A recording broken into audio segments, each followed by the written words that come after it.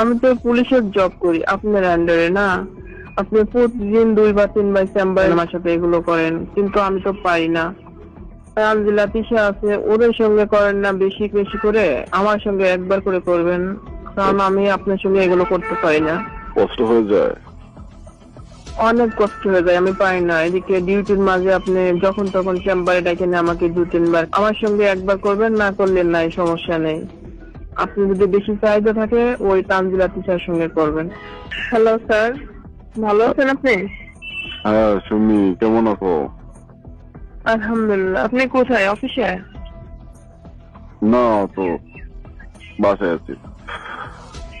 ও,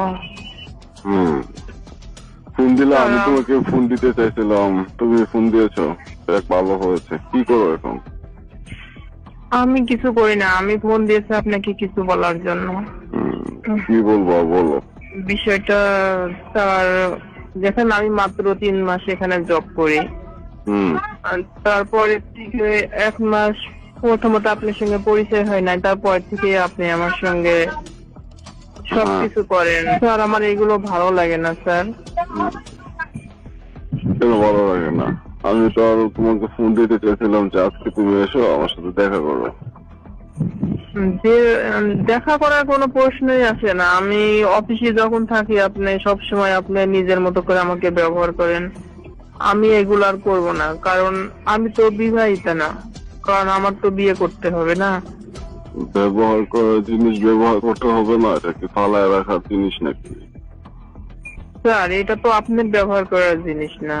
আর আপনি আমাকে ছাড়াও তিশা, তানজিলা, আরো কয়েকজন শুনছি, সবার সঙ্গে আপনি এগুলো করেন।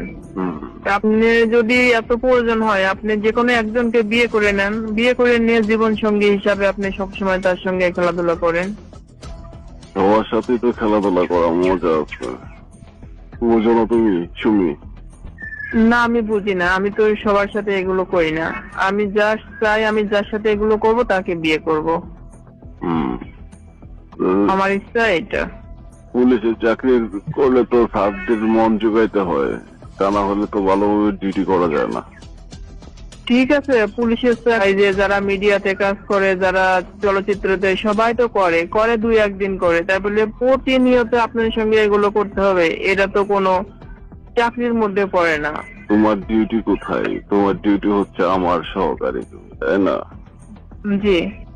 আমার সহকারী তুমি, আমার সাথে সবসময় থাকবা, তোমার সমস্ত কিছু তুমি পূরণ করে দেবা, তাই তো?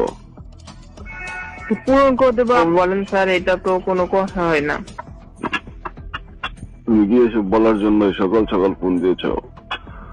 জি স্যার, আমি বলতে চাচ্ছি আমি আপনার সাথে আর এগুলো করব না। ওই যে তিশা, তানজিলা আছে, আপনি ওদের সঙ্গে করেন। ওদের সাথে তো আগে করতাম, এখন তো তোমার সাথে করি।